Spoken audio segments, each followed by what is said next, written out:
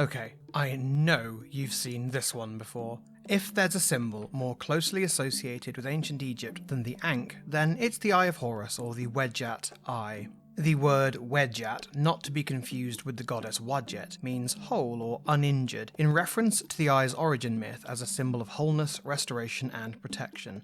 The myth goes something like this. Horus, the son of Osiris and Isis, was attacked by his uncle Set, and in the attack, Horus lost his eye, in some cases literally the eye being stolen and destroyed or eaten by Set. Later on, he regained it. Now, this is a story that was told for thousands of years, so there are some fun variations, some of them involving Horus retrieving not only his eyeball, but a pair of Set's own, precious orbs into the bargain. With the help of another god, often Thoth, the divine scribe, Horus's eye is restored to him fully, hence the eye's appellation uninjured. Honestly, the various stories about Horus and Set are highly disturbing and very much NSFW, but suffice it to say there were a lot of comings and goings, and I'm still not telling the story about the lettuces. Anyway, the Eye of Horus, owing to its mythology and the fact that it is the body part of one of Egypt's most enduringly powerful divinities, came to possess a great deal of symbolic meaning. In some versions of the eye's backstory, it was presented by Horus to his deceased father Osiris as an offering. There's significance to this sacrifice in two ways. First, of course, is that by giving the eye away, Horus is sacrificing something very meaningful to him personally. Second, because Osiris is Horus's father, the eye in effect was once part of Osiris. This is strongly reflective of the Egyptian belief that when making an offering to a deity, you are giving back a portion of the life force that the god has previously given to the world. The eye's association with having been put back together, and the fact that it is an eye, gave it an apotropaic or magically protective function. As I've mentioned in previous videos, depicting a thing was evoking the thing's power, so depicting the Eye of Horus was to bring the god's protective gaze upon you. To this day, as one of the most enduring symbols of the ancient culture, it is worn as a sign of either protection or good fortune, and this isn't a case of one culture misinterpreting and overusing an element of another culture's religion. We see the eye in innumerable amulets, rings, scarabs, and even tattoos. The eye's restoration was likened to the monthly regeneration of the moon, itself sometimes believed literally to be the Eye of Horus, just as the sun was taken to be the Eye of Ra. It might seem redundant to talk about this hieroglyph and what it depicts, but contrast it with this, which is the hieroglyph simply for a human eye. You can see that with the Eye of Horus there are embellishments, little details that make the Wedjat far more distinctive. For one thing, it incorporates an eyebrow, but there's also this elongation of the eyelid, so popular among cosplayers and LARPers trying to evoke ancient Egypt. This eye, of course, is not strictly human. Horus was a falcon in his true form, and if you look closely at the eye of this handsome bird, you can see where that distinct marking might have inspired the iconography. The famous tail component of the Eye of Horus may also have a naturalistic origin, with some speculation that it derives from the distinctive markings found on the faces of cheetahs. The cheetah in ancient Egypt was given celestial associations, its coat being an earthly mimicry of the night sky.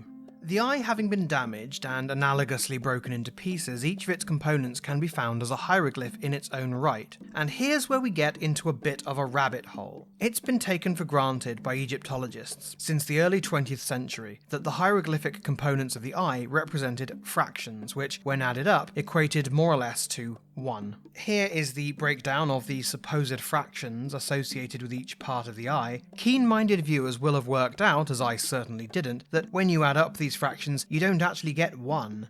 You get 63/64, or about 0.98. When I first read about this years ago, I thought, well, okay, the extra 1.5% doesn't matter. When do you ever need 63/64 of something? So it might as well represent the totality of 100%. But it turns out that little bit of intellectual gymnastics might be unnecessary, because this very common Egyptological belief might just be so much salad cream.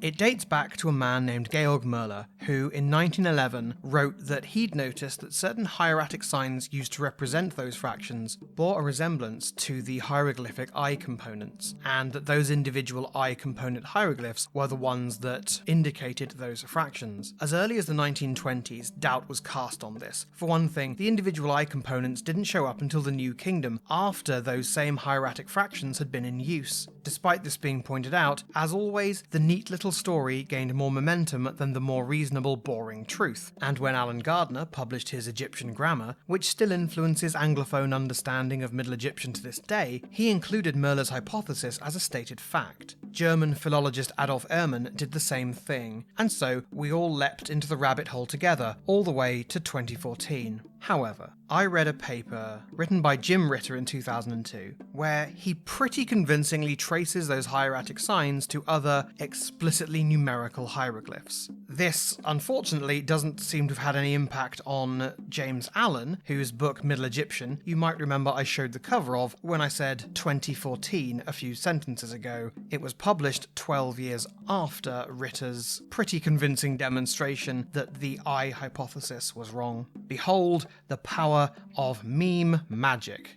That's it for today's video. I hope you enjoyed the rabbit hole. I certainly felt like doing a whole video just about that because it's fun, but since I'm pretty convinced it's just a misinterpretation Egyptologists are overly fond of, I didn't want to be party to spreading it. Let me know in the comments if you enjoyed this and want to see more iconic symbols of the two lands, or any other topics at all. Until next week, my fellow armchair Egyptologists, life, prosperity, and health to you all.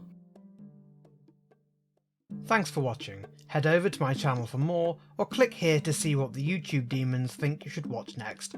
I hope you'll consider subscribing.